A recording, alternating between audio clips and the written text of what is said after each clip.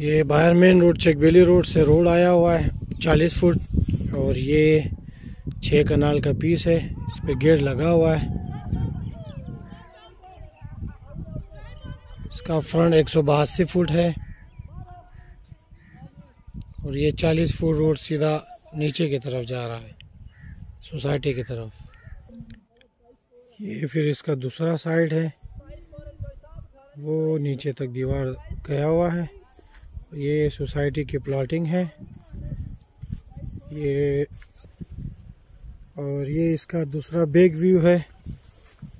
ये पूरा 6 कनाल का पीस और ये जो नाला है इसके ऊपर लेंटर डालेंगे।